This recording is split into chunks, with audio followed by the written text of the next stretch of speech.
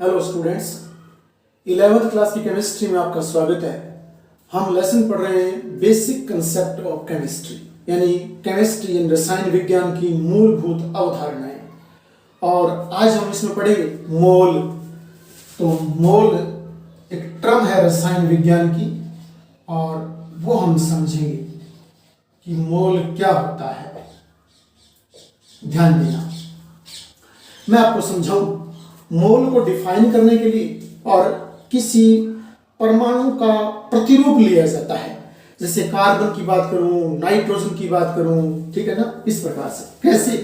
जैसे आप जानते हो कार्बन 6 नंबर पर आता है।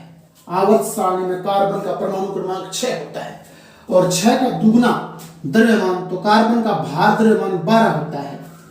तो यहां ये जो द्रव्यमान लिखा है मैंने, इस द्रव्यमान को आप इसमें प्रारूपिक तौर पर काम में लोगे, इसको डिफाइन करते समय। कैसे? आप बोलोगे, जिस परमाणु को आप ले रहे हो उसका द्रव्यमान आप ग्राम के रूप में बोलिए। तो आप कहोगे कि कार्बन 12 के 12 ग्राम में, कार्बन 12 के 12 ग्राम में, परमाणु क्रमांक को नहीं बोलना है, जो द्रव्यमान है उसको बोलना है। कार्बन 12 के 12 ग्राम में जितने परमाणु होते हैं, कार्बन 12 के 12 ग्राम में, और कार्बन के जितने परमाणु होते हैं उसे उसका एक मोल कहा जाता है। कार्बन 12 है द्रव्यमान, तो आप बोलोगे कार्बन 12 के और 12 ग्राम में उस कार्बन के जितने परमाणु होते हैं, उन परमाणुओं को उस कार्बन का एक मोल कहा जाता है। जैसे नाइट्रोजन को अपने लेते हैं, नाइट्रोजन 7 नंबर पर आता है, द्रव्यमान दुगना करूं तो 14 हो जाता है। और इनके बेस पर मोल को स्पष्ट करूं तो यूं बोलूंगा कि नाइट्रोजन 14 के 14 ग्राम में जितने नाइट्रोजन के परमाणु होते हैं, उन परमाणुओं को नाइट्रोजन का एक मोल कहा जाता है। कार्बन 14 के 14 ग्राम में नाइट्रोजन के जितने परमाणु होते हैं, उन्हें नाइट्रोजन का एक मोल कहा जाता है। इस प्रकार से आप इसको अलग से डिफाइन नहीं कर सकते, इनको आप पहले आपको कोई मॉडल लेना पड़ेगा। जैसे कार्बन लिया, नाइट्रोजन लिया, सपोज कीजिए मैं सोडियम ले रहा हूं, सोडियम 11 नंबर पर आता है, और इसका जो द्रव्यमान है, जो परमाणु भार है, वो बोलूंगा मैं 22 की बजाय 23 होता है। इसका दुगना करूं तो थोड़ा सा अधिक होता है। तो ये द्रव्यमान आप धीरे धीरे जैसे जैसे आगे बढ़ोगे वैसे वैसे सीख जाओगे। द्रव्यमान लगभग परमाणु क्रमांक का दुगना या फिर दुगने से थोड़ा सा कम होता है। तो कहीं कहीं दुगने से थोड़ा सा अधिक होता है, कहीं कहीं प्योर दुगना होता है, और कहीं कहीं दुगने से थोड़ा कम होता है। तो अंतर थोड़ा आता है। यहाँ 11 दूनी 22 और 23 हो गया इस प्रकार से। तो अब हमें बोले कि मोल को परिभाषित कीजिए सोडियम के आधार पर। तो मैं क्या बोलूंगा, सोडियम के 23 ग्राम में, ठीक है ना, सोडियम 23 के 23 ग्राम में, और सोडियम के जितने परमाणु उपस्थित होते हैं, सोडियम 23 के 23 ग्राम में जितने परमाणु उपस्थित होते हैं, उन्हें सोडियम का एक मोल कहा जाता है। सोडियम का एक मोल कहा जाता है, आपको यूं बोलना पड़ेगा, ठीक है ना, इस प्रकार से।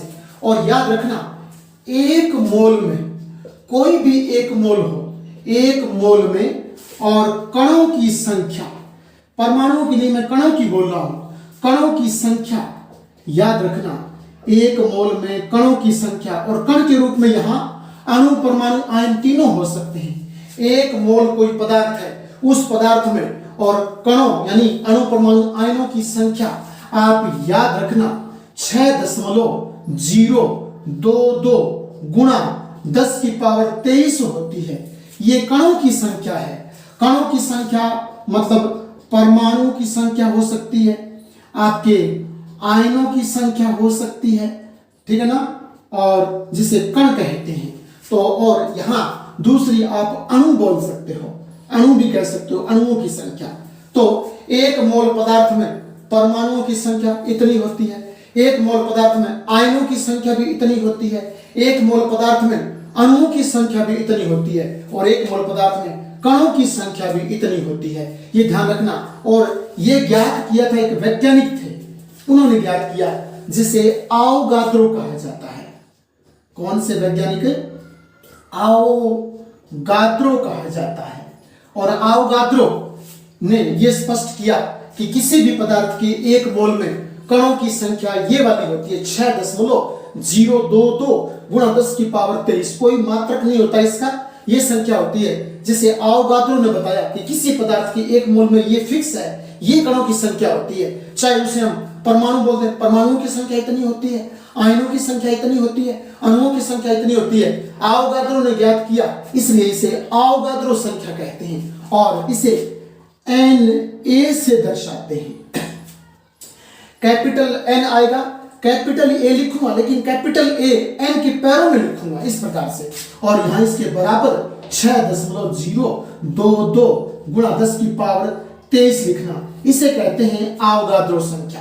Na यानी आवोगाद्रो संख्या को Na से दर्शाते हैं और Na की वैल्यू इतनी होती है, ये हमें ध्यान में रखना है। और आप ध्यान रखना, किसी भी पदार्थ में जब बताओ तो बोलना एक मोल पदार्थ में और कणों की संख्या, परमाणुओं की संख्या, आयनों की संख्या, अणुओं की संख्या आवोगाद्रो संख्या के बराबर होती है, अर्थात 6.022 गुणा 10 की पावर 23 होती है हर किसी पदार्थ में।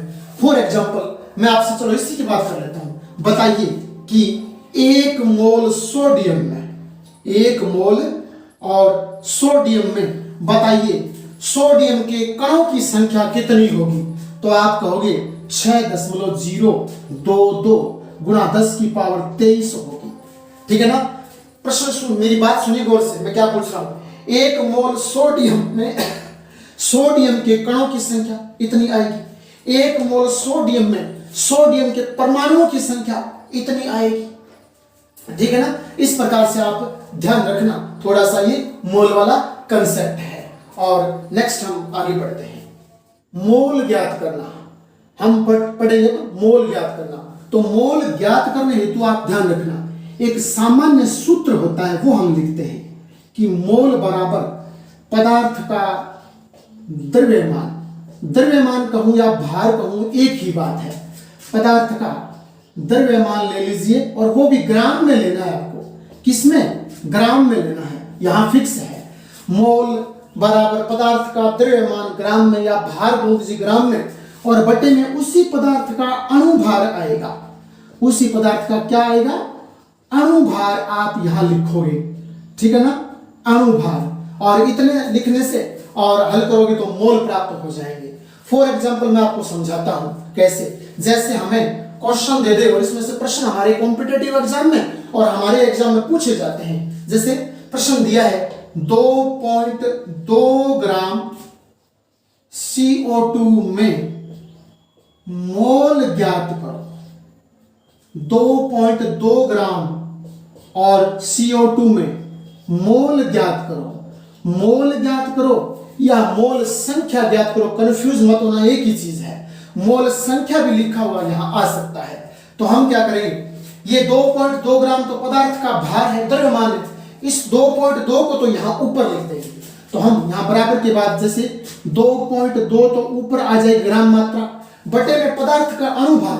अणुभार कैसे निकालोगे देखना, किसका निकालना है? पदार्थ कौन है? CO2 है। पदार्थ कौन सा दिया है? CO2, और CO2 में एक कार्बन है और 2 ऑक्सीजन परमाणु है।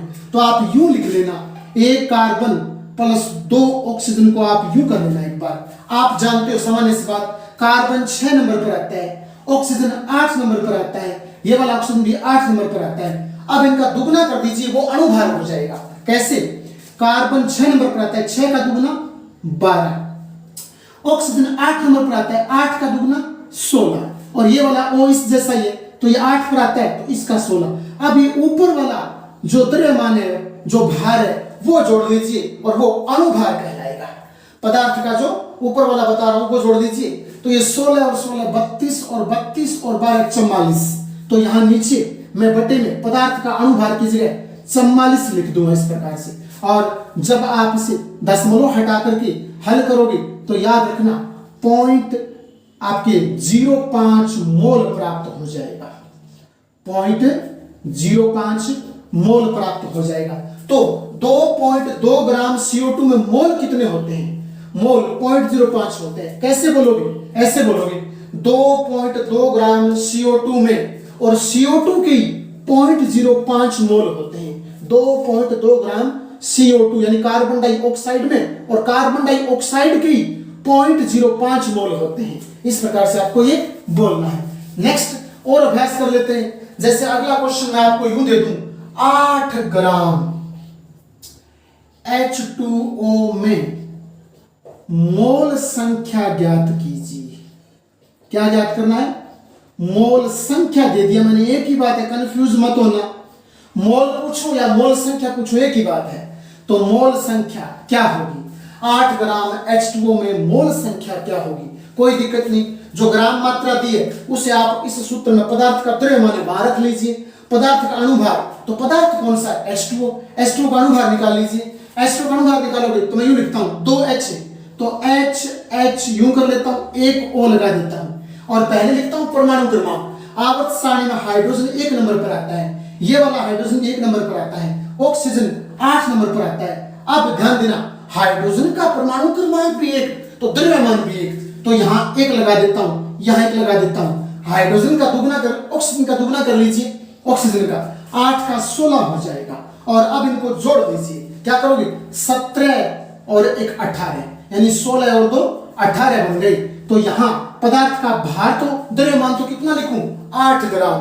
तो मैं ऊपर तो लिखूंगा 8 ग्राम, बटे में क्या लिखूंगा?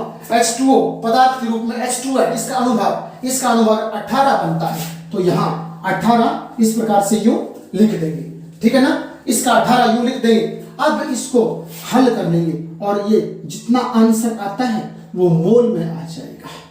जितना आंसर बनता है दशमलव के रूप में जो भी है वो मोल में आंसर बन जाएगा।